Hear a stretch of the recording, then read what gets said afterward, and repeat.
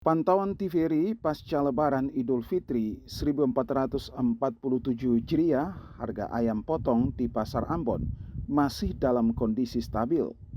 Pedagang mengakui harga ayam potong saat ini belum mengalami pergerakan. Harga ayam potong dijual pedagang pada kisaran 30 hingga 40 ribu per ekornya. Pedagang mengaku harga ayam potong belum menunjukkan kenaikan dan masih bertahan di harga lama. Diprediksi harga ayam potong akan mengalami kenaikan jika pasokan dari daerah sentra kurang lancar. Hal ini dapat mempengaruhi harga di pasaran. Sementara untuk ayam potong yang dibekukan, harganya juga bervariasi, yakni di kisaran 30 hingga 35 ribu rupiah per ekornya. Abu Saubawa dan Andre Tolsea melaporkan.